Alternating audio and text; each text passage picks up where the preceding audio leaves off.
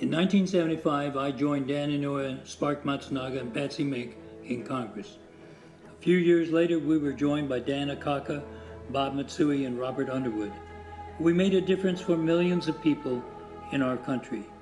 Patsy Mink led the effort on the passage of Title IX, which opened doors to women by prohibiting sex discrimination in education. Bob Matsui, Dan Inouye, Spark Matsunaga, and I led the efforts for the passage of the bill that apologized to Japanese Americans incarcerated during World War II and provided redress. Dan Akaka led the efforts on the passage of the apology resolution for the U.S. overthrow of the Kingdom of Hawaii. In 1994, we formed a caucus with this growing number of Asian American Pacific Islander members of Congress. We laid the groundwork for greater diversity in our government, so today the number of AAPIs in elected office are growing, and so is their leadership. As a result, Judy Chu was able to pass the Resolution of Regret for the Chinese Exclusion Act of 1882. In this past year, Grace Meng and Mazie Hirono passed legislation eliminating derogatory terms in our laws relating to minorities. We came together to have a greater voice in D.C. and throughout the country. We learned from the lessons of the past to fight for a better future. When those making the decisions look like America, everybody in America benefits. Today, there are 13 Asian American and Pacific Islander members of Congress, and our caucus has grown to 50 members. Collectively, we work to protect and advance the civil and constitutional rights of all Americans and establish policies on legislation and issues that reflect the concerns and needs of the Asian American and Pacific Islander community. We are proud that our caucus has continued the tradition that Norman Mineta started, and we look forward to new leaders of tomorrow. Today, we have a voice.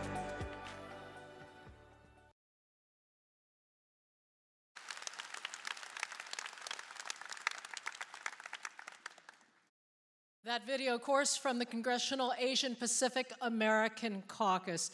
Really a big voice, a growing voice on Capitol Hill and in Washington. And joining us is the chair of CAPAC, Judy Chu.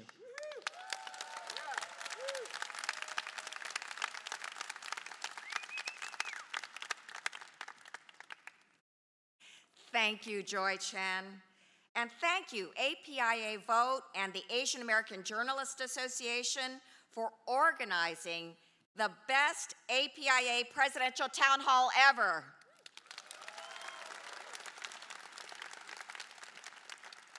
As chair of the Congressional Asian Pacific American Caucus, or what we call CAPAC, I'm proud to stand and see the largest gathering ever at the APIA Town Hall. 3,000 Asian American Pacific Islanders ready to engage in this critical election year for our community and our country.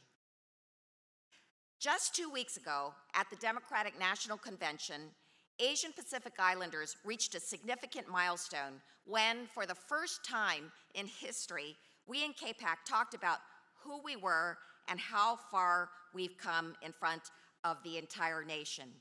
You just saw the beginning of that video. There were 20,000 people in the arena that night.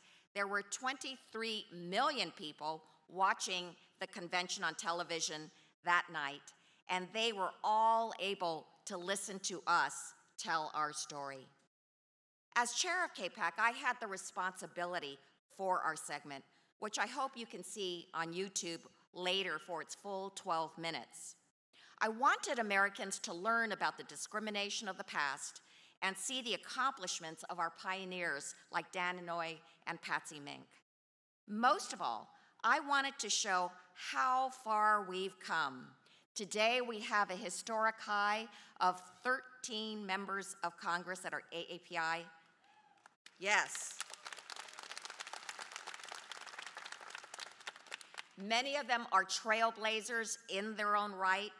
And as the video that you just saw ended, the lights came on, and there on stage were all our API Congress members. Each of them talked about their historic firsts. Congressmember Ami Bera talked about being the only South Asian in Congress. Mark Takano talked about being the first person of color to be LGBT in Congress. And me, I talked about being the first Chinese American woman elected to Congress in history.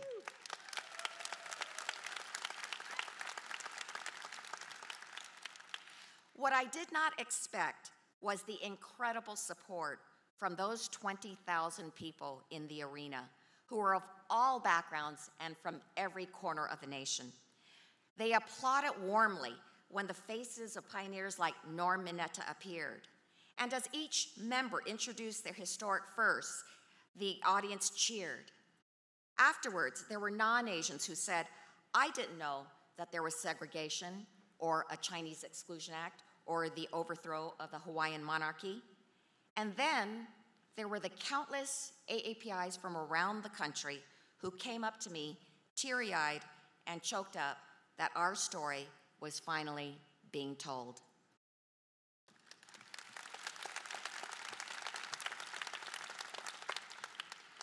For me, the moment was so powerful. In the past, AAPIs have been made to be invisible, to be ignored, and to be marginalized. But this is the case no longer. Asian Americans and Pacific Islanders are now the fastest growing racial group in the United States. We've doubled our voter registration numbers over the last decade from 2 to 4 million people. And by 2040, we will have doubled even those numbers. We are the swing vote in key swing states like Virginia, Pennsylvania, and right here in Nevada.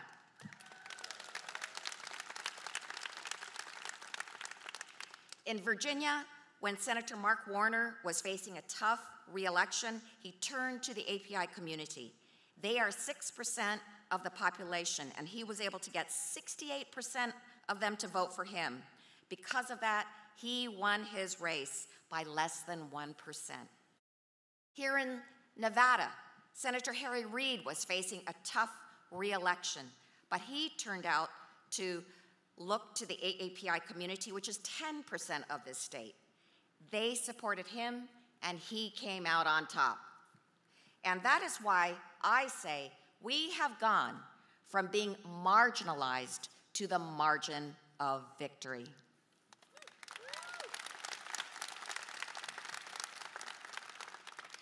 But in order to truly make a difference in this election cycle, we must know where our presidential candidates stand on the issues that matter most to us.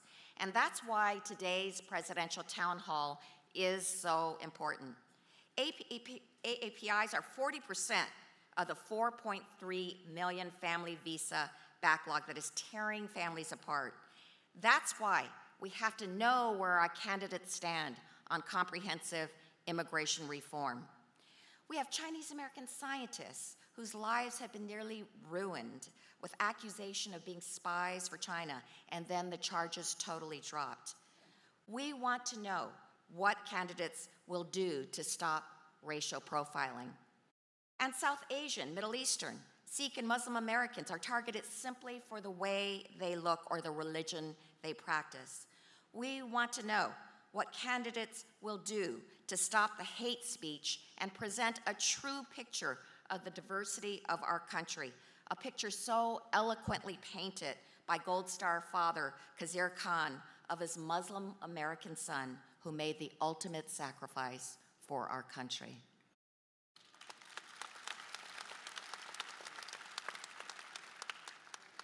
The political rhetoric has become so toxic this cycle that we in the AAPI community cannot afford to sit on the sidelines. And regardless of which candidate you support or what your political affiliation may be, we know that violent and hateful rhetoric targeting AAPIs has no place in our society.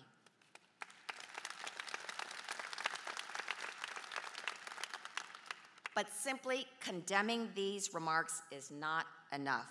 We must hold our presidential candidates accountable by exercising our right to vote. That means getting our community registered to vote.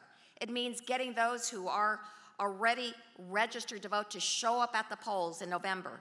And it means exercising the true power that we have as an Asian American Pacific Islander community to make a difference in this country.